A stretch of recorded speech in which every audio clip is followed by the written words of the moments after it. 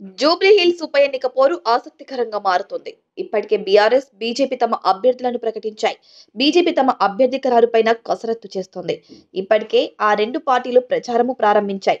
BJP అభ్యర్థి ఎంపికపై నియమించిన కమిటీ ముగ్గురు పేర్లతో నివేదిక సమర్పించింది. కాగా అనూహ్యంగా కాంగ్రెస్ నేతను బీజేపీ తమ అభ్యర్థిగా బరిలోకి దించేందుకు ఆలోచన చేస్తున్నట్టు తెలుస్తోంది. ఇప్పుడు ఈ ప్రతిపాదన బైపోల్ వేళ సంచలనంగా మారుతుంది. జూబ్లీహిల్స్ ఉప ఎన్నిక ఇప్పుడు మరింత ప్రతిష్టాత్మకంగా మారుతుంది.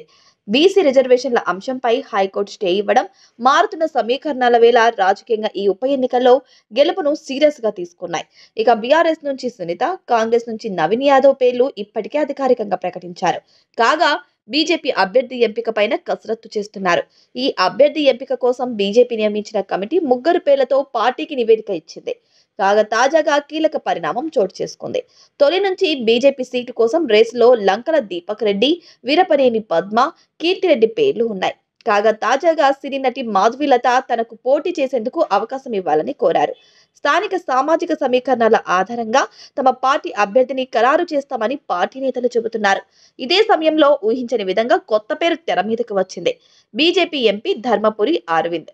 తాజాగా కాంగ్రెస్ నేత బొంతు రామ్మోహన్ పేరు ప్రతిపాదించారు ఈయన. ఇక ఏబీవీపీలో పనిచేసిన బొంతును బీజేపీలో చేర్చుకొని సీటు కేటాయించాలని కోరారు. కాంగ్రెస్ నుంచి బొంతు రామ్మోహన్ కొద్ది రోజుల క్రితం వరకు జూబ్లీహిల్స్ సీటు కోసం ప్రయత్నించారు. అయితే నవీన్ యాదవ్ పేరు ప్రకటనకు ముందే తాను రేసులో లేనని వెల్లడించారు. ఇప్పుడు బీజేపీలో ఆయన పేరు తెర మీదకు వచ్చింది. కాగా బొంతు రామ్మోహన్ మాత్రం తాను సీటు కోసం బీజేపీ నేతలను ఎవరిని కలవలేదని చెబుతున్నారు. ఇక జూబ్లీ హిల్స్ లో టీడీపీ, ఎంఐఎం పోటీకి దూరంగా ఉంటున్నట్టు ప్రకటించాయి. ఇక బీజేపీ కోరితే సహకరిస్తామని టీడీపీ నేతలు చెబుతున్నారు. అటు కాంగ్రెస్ కు ఎంఐఎం నిర్ణయం మేలు చేసే అవకాశం కనిపిస్తుంది. ఈ సమయంలో బీజేపీ తమ అభ్యర్థిగా ఎవరిని ఖరారు చేస్తుందనేది ఇప్పుడు ఉత్కంఠగా మారింది.